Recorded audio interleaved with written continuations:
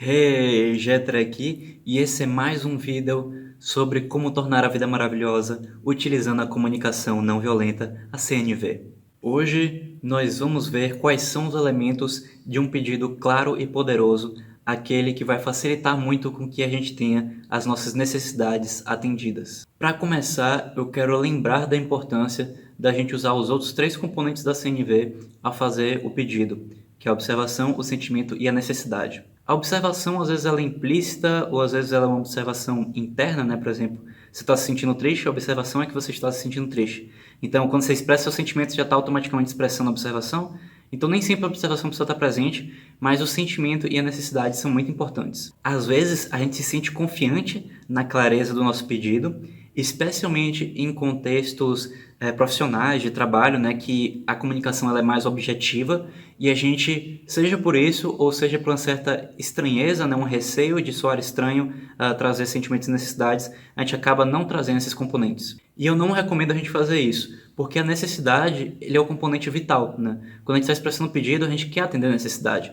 Então, se a gente não traz a necessidade para o outro não vai ter a clareza do que a gente realmente quer, e nesse sentido, vai ficar muito desafiador para o outro trazer uma possível alternativa, né, de como atender a nossa necessidade e atender a dele junto, e nesse sentido, fica muito mais fácil da gente ouvir uma exigência, especialmente se a gente está em posição de liderança, né, e a gente omite o sentimento e a necessidade, aquele pedido ele aumenta muito a probabilidade dele ser interpretado como exigência. E a gente já viu aqui todos os perigos de ouvir uma exigência. Se você não assistiu esse vídeo, vai estar aqui embaixo na descrição. Além disso, os sentimentos também são importantes no sentido de dar um contexto. Eles podem ajudar a gente a perceber outras necessidades que também estão sendo atendidas pelo mesmo pedido, mesmo que a gente só tenha expressado uma. Ou então, no mínimo, eles vão dizer, né, como é que a gente está vivenciando aquela situação, se é uma situação em que a gente está desesperado, então é uma situação de urgência, se é uma situação mais serena, mais tranquila. Então, os sentimentos dão alguns contextos muito interessantes, não é tão vital quanto a necessidade, mas também é muito importante da gente expressar. E por falar em exigências, outro elemento muito importante de um pedido poderoso é a nossa intenção. Nesse sentido, é muito importante a gente ter a clareza de qual é o objetivo de expressar um pedido. E o objetivo não é necessariamente a gente ter o pedido atendido, mas a gente quer que aconteça três coisas. A primeira coisa é que a gente consiga uma qualidade de conexão em que a gente vê a humanidade do outro, ao invés de ver imagens inimigas ou julgamentos moralizadores. Ou seja, a gente vai ver apenas o sentimento e a necessidade do outro, a gente não vai ver o que é que a gente pensa sobre ele, quais a gente acha que são as intenções dele em fazer aquilo. É nesse sentido, tá? A gente ter essa qualidade e estar conectado nesse nível das necessidades. A segunda coisa é a gente valorizar igualmente as nossas necessidades e a do outro. É através dessa igualdade em que a gente não quer nem ceder a nossa necessidade e nem reprimir a do outro, que a gente vai conseguir a conciliação dessas necessidades e achar a estratégia que equilibra essas necessidades. E a terceira coisa é que todas as ações tomadas elas sejam com energia de doação natural. Essa energia de contribuição que eu tenho falado tanto por aqui e que é diferente da gente agir para querer agradar, da gente agir para querer recompensar, da gente agir para evitar críticas, evitar punições. Quando esses três elementos estão alinhados, é certo de que a gente vai achar uma estratégia que atende a necessidade de todos e que todos sairão satisfeitos. Não vai ser necessário uma pessoa ceder a outra, uma pessoa suprimir a necessidade da outra. E isso pode ser através da execução do pedido que foi solicitado ou através de uma alternativa. É por isso que é tão importante estar mencionando a necessidade, para a gente ter mais clareza, né, de fazer essa harmonização, digamos assim. Ainda falando de exigências, uma coisa que eu recomendo a gente evitar é usar palavras e expressões que já estão muito ligadas às exigências. Eu estou falando de termos como eu tenho que, eu preciso que e eu devo que. Especialmente esse último está muito ligado com pensamentos que afastam da gente da ideia que a gente tem a escolha das nossas ações. Parece que a gente vive simplesmente para seguir obrigações e nesse sentido a gente tira muito do prazer, né, de estar atendendo a nossa necessidade de contribuição, porque muito dessa necessidade tem a ver com a gente ter a clareza, né, das escolhas que a gente está fazendo em prol de enriquecer a vida do outro, e também pode afetar a nossa necessidade de autonomia, e aí a gente vai estar numa situação de muito desconforto. Evitar essas expressões é uma coisa que eu ainda tenho um pouco de dificuldade. Recorrentemente eu solto expressões como eu tenho que, e isso diz muito sobre os vícios da nossa linguagem, como a gente está acostumado a se expressar, Mas o importante é a nossa consciência estar atenta. Então, na maioria dos momentos que eu digo eu tenho que, no mesmo momento eu consigo pensar, putz, eu tenho uma necessidade tal, não é que eu queria expressar uma obrigação, né?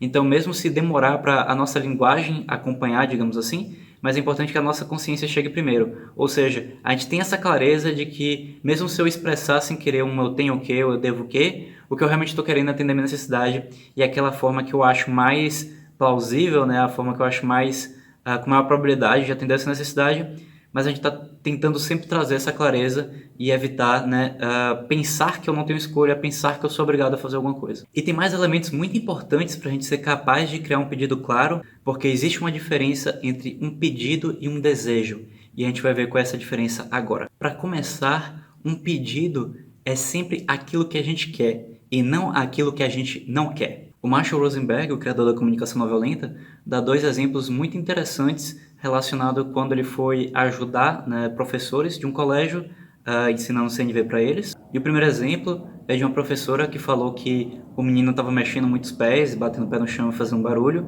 e aí ela falou para ele não mexer os pés, e aí ele começou a bater o lápis na carteira. Com isso a gente percebe o primeiro problema de, ao fazer o pedido, dizer o que a gente não quer, ao invés do que a gente quer.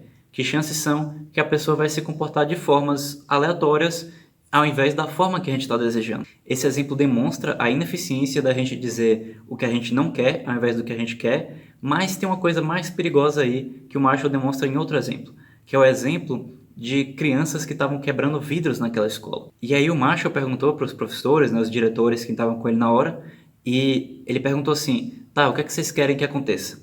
Aí eles disseram, a gente quer que os alunos parem de quebrar as janelas. E aí o Marshall respondeu, então matem elas, né? No sentido provocativo, né? Justamente para a gente ver o perigo de quando a gente não tem clareza do que a gente quer. E esse exemplo mostra para a gente quão fácil é da gente ter pensamentos destrutivos quando a gente está focado no que a gente não quer, ao invés do que a gente quer. E se esse exemplo parece exagerado, basta a gente pensar como os líderes de Estado se expressam em momentos de atrito. Eu estou falando de coisas como, nós não vamos tolerar mais essa opressão, nós não queremos que vocês mantenham esses acordos comerciais, nós não queremos isso, nós não queremos aquilo.